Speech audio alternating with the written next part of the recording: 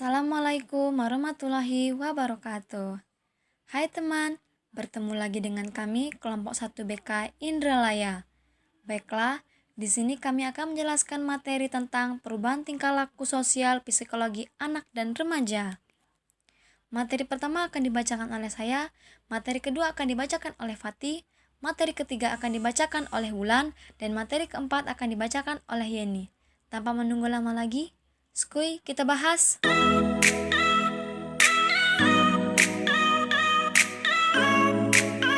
Assalamualaikum warahmatullahi wabarakatuh.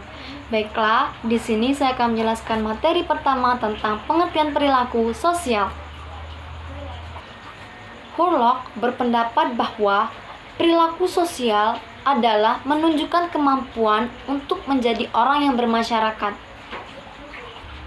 Perilaku sosial adalah istilah yang digunakan untuk menggambarkan perilaku umum yang ditunjukkan oleh individu dalam bermasyarakat, yang pada dasarnya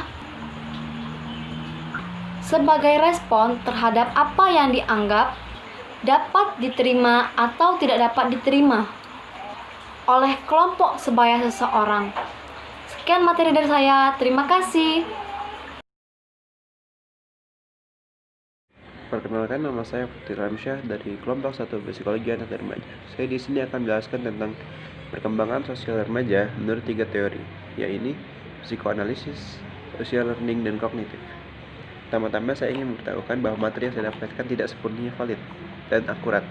Maka saya mohon kepada para viewers, jika menemukan referensi yang lebih tepat, mohon saya dan kelompok saya diinformasikan. Terima kasih. Baiklah, saya akan menjelaskan tentang psikoanalisis. Psikoanalisis itu dicetuskan oleh Sigmund Freud, seorang ilmuwan dari Austria.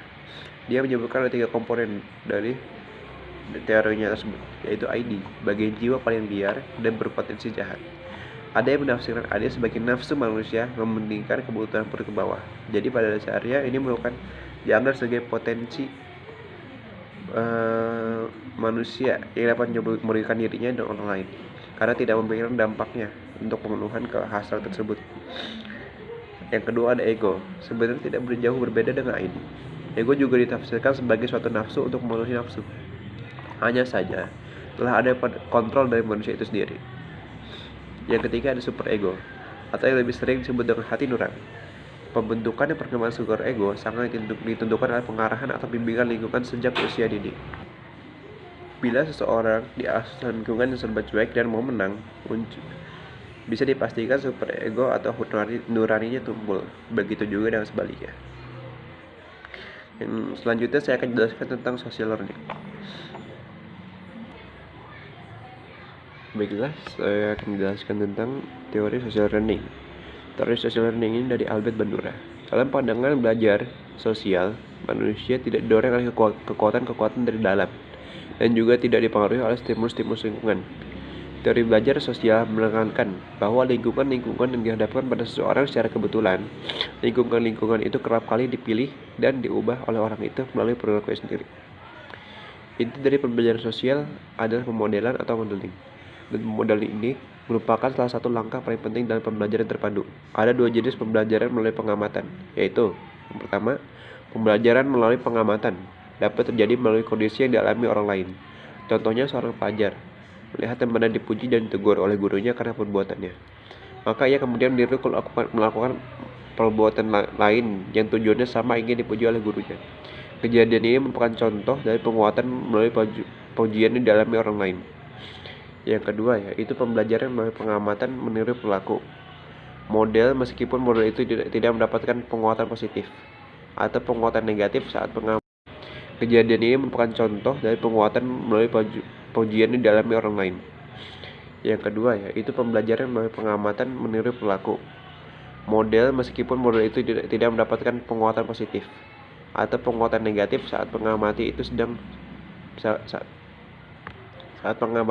memperhatikan model itu, mendemonstrasikan sesuatu yang ingin dipelajari oleh pengambat tersebut dan mengharapkan mendapat pujian atau penguatan apabila menguasai secara tuntas apa yang dipelajari tersebut. Modal tidak harus diperagakan oleh seseorang secara langsung, tetapi kita dapat juga menggunakan seorang pameran atau visualisasi tiruan sebagai modal. Selanjutnya, saya akan menjelaskan tentang perkembangan sosial remaja dari perspektif kognitif. Pada masa ini, remaja menunjukkan beberapa ciri. Dari Oswald tahun 2010, yang pertama, keterlibatan dalam hubungan sosial pada remaja lebih mendalam dan secara emosional lebih intim dibandingkan dengan pada masa kanak-kanak. Jaringan sosial sangat luas, yaitu meliputi jumlah orang yang semakin banyak dan jenis hubungan yang berbeda. Misalnya, dalam hubungan dengan teman sekolah untuk menyelesaikan tugas kelompok, berinteraksi dengan pimpinan dalam cara yang penuh penghormatan. Yang ketiga, yaitu menurut Erikson, dalam perkembangan psikososial, remaja harus menyelesaikan krisis yang terjadi pada masa remaja. Istilah krisis digunakan oleh Erikson untuk menggambarkan suatu rangkaian konflik internal yang berkaitan dengan pribadinya maupun perkembangannya di masa datang. Baiklah, selanjutnya saya serahkan pada anggota kelompok yang lain. Terima kasih. Assalamualaikum warahmatullahi wabarakatuh. Baiklah, di sini saya akan menjelaskan tentang kekhasan tingkah laku sosial pada remaja. Tingkah laku sosial pada remaja itu lebih melibatkan kelompok teman sebaya dibanding pada masa kanak-kanak. Remaja lebih banyak melakukan kegiatan di luar rumah, seperti melakukan kegiatan ekstrakurikuler bersama teman-teman di sekolah. Remaja juga akan mencapai perilaku yang bertanggung jawab. Remaja juga akan mengembangkan kemampuan intelektual. Nah, pada masa remaja ini adalah masa di mana remaja itu sendiri mencari jati diri mereka. Jadi pengaruh dari teman sebaya itu sangat berpengaruh terhadap perkembangan tingkah laku sosial remaja itu sendiri. Terima kasih. Itu saja. Wassalamualaikum warahmatullahi wabarakatuh. Saya akan menjelaskan materi keempat tentang faktor-faktor yang mempengaruhi perkembangan sosial remaja. Yang pertama, keluarga. Merupakan lingkungan pertama yang memberikan pengetahuan terhadap berbagai aspek perkembangan anak termasuk perkembangan sosialnya. Yang kedua, kematangan anak. Bersosialisasi memerlukan kematangan fisik dan psikis. Yang kedua, status sosial. Yang keempat, pendidikan. Yang kelima, kepastian mental, emosi, dan inteligensi. Sekian dan terima kasih.